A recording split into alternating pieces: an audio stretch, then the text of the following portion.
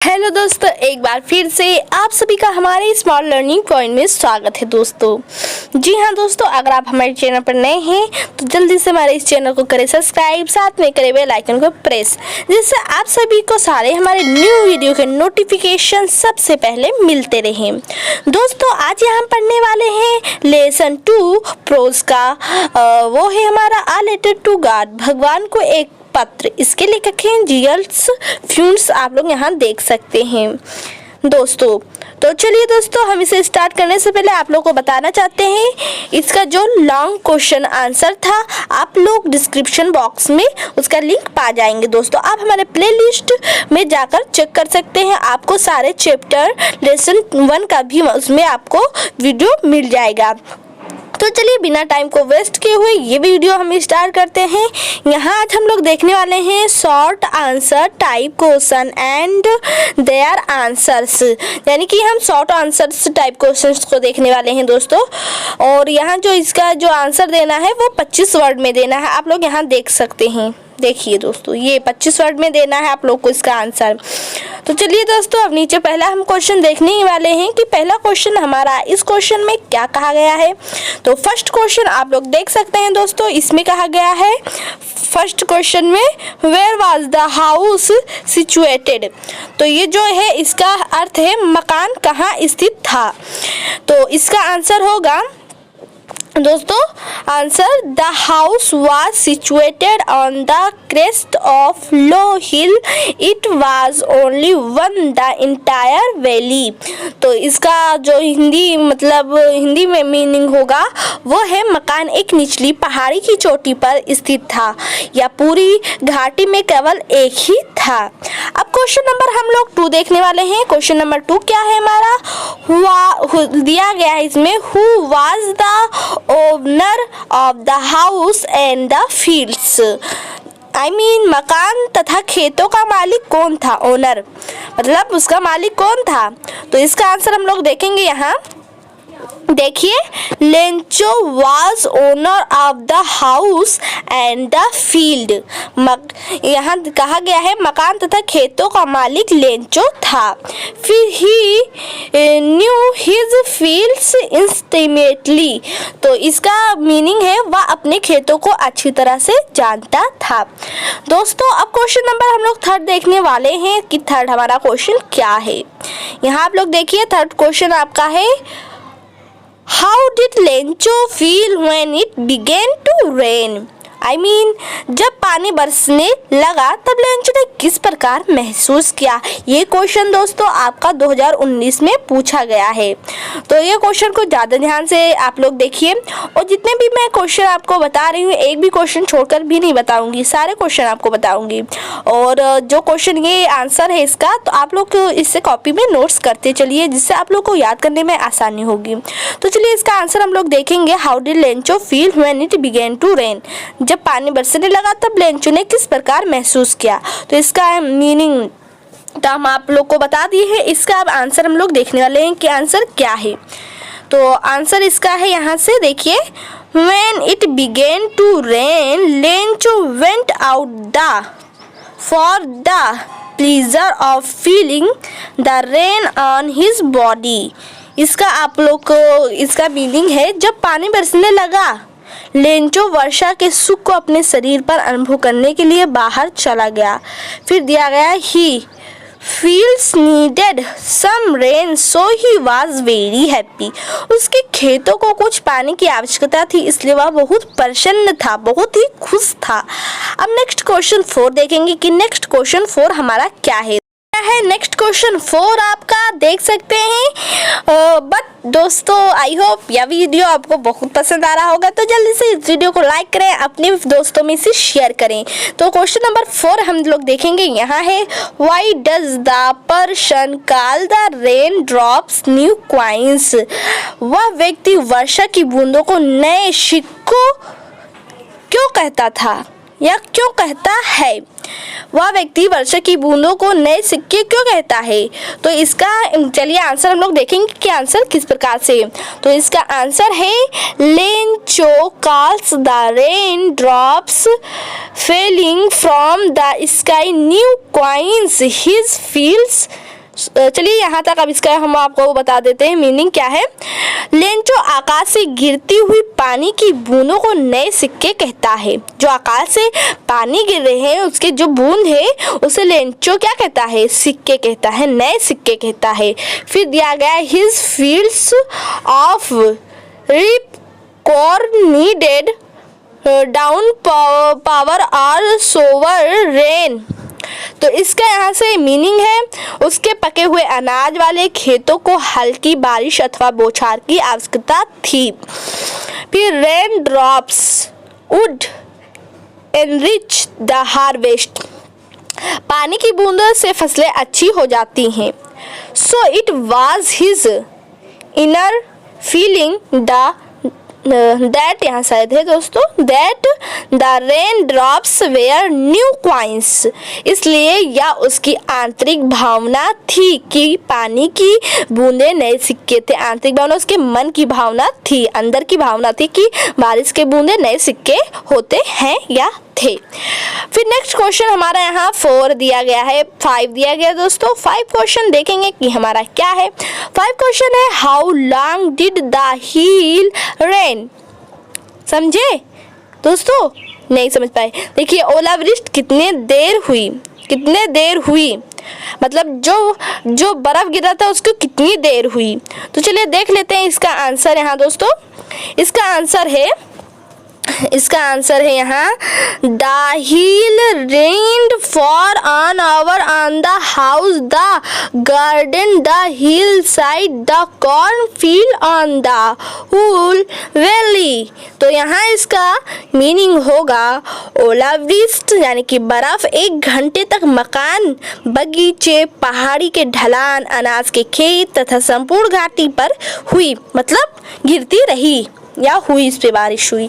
फिर यहाँ से दिया गया है दोस्तों the field was white as is covered with salt.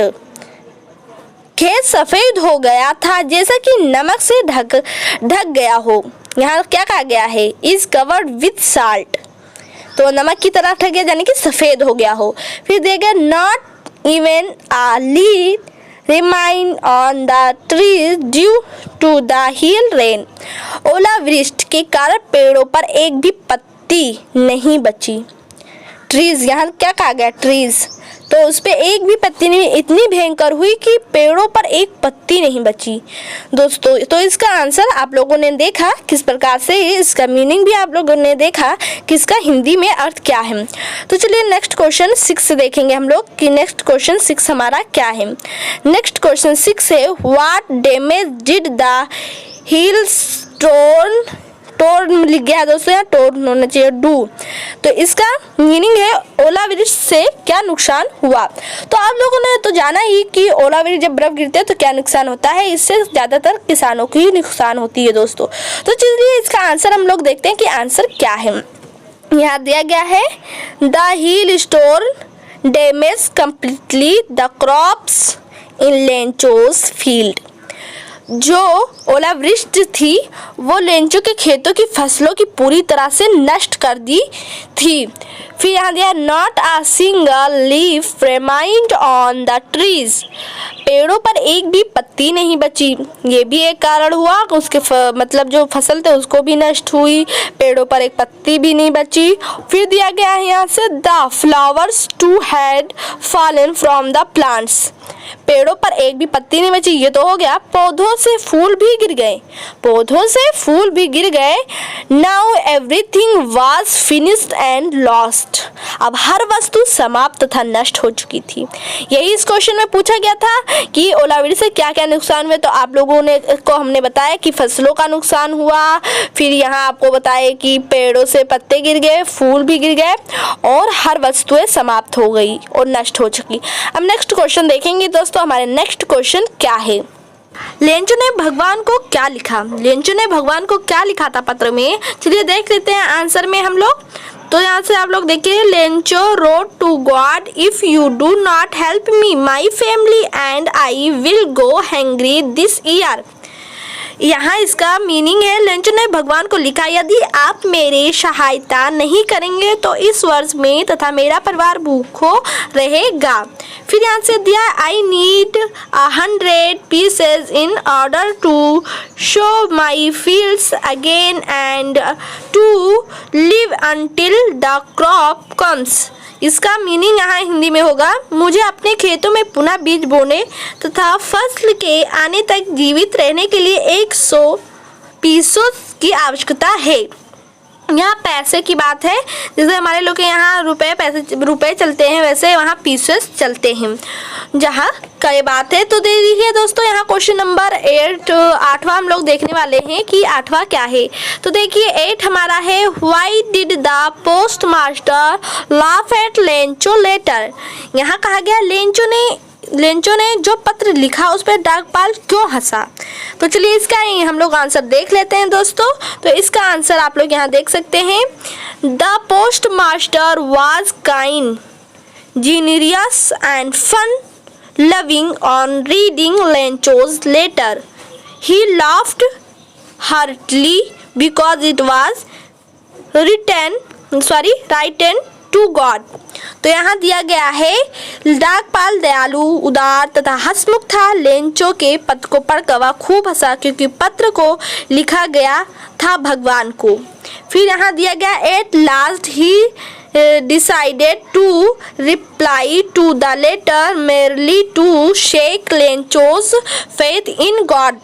यहाँ कहा गया है, अंत में उसने भगवान में केवल लेंचो का विश्वास दिलाने के लिए और भी विश्वास कराने के लिए पत्र का उत्तर देने का निश्चय किया। कौन? डाकपाल ने। तो चलिए क्वेश्चन नंबर अब 9 हम लोग देखते हैं कि 9 हमारा क्या है। आप लोग का क्वेश्चन नंबर यहाँ 9 है, Lencho had only one hope, what was it. Lencho को केवल एक आशा थी, वह क्या थी बताइए, वह क्या थी आशा। तो चलिए हम लोग यहाँ देख लेते हैं उसकी आशा क्या थी लेंचो की। तो आंसर यहाँ होगा आपका, यहाँ लिखेंगे आप लोग, Lencho had only hope. Lencho का केवल एक आशा था, क्या था देखिए यहाँ दिया गया है, it was the help from God था। देखिए वह ईश्वर से सहायता प्राप्त होने की थी, क्या आशा थी, ईश्वर से सहायता प्राप्त होने की थी। So he wrote a letter to God for help, इसलिए उसने सहायता के लिए भगवान को एक पत्र लिखा था। देखिए दोस्तों, जो ये आपका है ये बहुत छोटा, आप लोग यहाँ से पहले यहाँ से थोड़ा सा काट कर फिर अपने मन से यहाँ से लिख सकते हैं। तो इससे आपको इजीली आप अपने मन से भी लिख सकते हैं इसका आंसर। देखिए दोस्तों, मैं जितना भी आपको बता रही हूँ कॉपी में ये लिखते चलिए और आप लोग अच्छे से तैयारी करते रहें दोस्तों। जैसे आप लोग जानते हैं इस समय कोरोना वायरस के चलते बच्चों की पढ़ाई नहीं हो पा रही है, इसलिए आप लोग घर पर ही अपने अच्छी सी पढ़ाई करें। देखिए क्वेश्चन नंबर आपका 10 है, how much money did Lencho need and how much did he get. तो ये आपका 2012 में एग्जाम में पूछा गया, 17 और 19 में पूछा गया दोस्तों एग्जाम। तो ये क्वेश्चन बहुत ही IMP मोस्ट इम्पॉर्टेंट है दोस्तों, तो आप लोग इसे अच्छे से याद करें। तो चलिए नेक्स्ट क्वेश्चन का ये हो गया है। अब नेक्स्ट आंसर देखेंगे इसका, इसी 10 का क्या है। तो ये दिया गया है, आपको इसका हिंदी नहीं बताए हैं शायद, तो बता देते हैं। इसका है, लेंचो को कितने धन की ज़रूरत थी और उसे कितना मिला। तो चलिए आंसर को देखते हैं। He had received only 70 pieces while he had requested God to send him 100 pieces। तो इसका हिंदी मीनिंग है, लेंचो को केवल 70 पीसेस मिले जबकि उसने ईश्वर से 100 पीसेस मांगे थे। 70 ही मिले थे, यानी कि उसको अभी कितने 30 और की ज़रूरत थी। तो आप लोग यहाँ समझ गए हैं कि और कितने पैसों की उसकी आवश्यकता थी और कितने उसे प्राप्त हुए थे। 70 मिले थे और उसको 100 पीसेस चाहिए था। तो आपका ये क्वेश्चन सॉल्व हो चुका है, आंसर आप लोग अच्छे से देख चुके हैं। नेक्स्ट क्वेश्चन हम लोग देखेंगे कि क्या है। देखिए यहाँ नेक्स्ट क्वेश्चन है, why did Lencho call the postal employs a bunch of crooks. Was he right in doing so?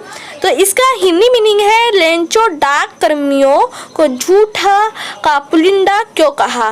क्या उसका ऐसा कहना उचित था? क्यों उसने उन लोगों को झूठा चोर कहा? तो देखिए ये क्वेश्चन आप लोग का दोस्तों 2006, 8 और 11 में पूछा गया है क्वेश्चन। ये भी इम्पोर्टेंट क्वेश्चन है। साथ में हम अपना बताते चलेंगे कि कौन से क्वेश्चन इंपॉर्टेंट है कौन से नहीं। तो ये क्वेश्चन इंपॉर्टेंट है, ये भी क्वेश्चन आपका इम्पॉर्टेंट क्वेश्चन है।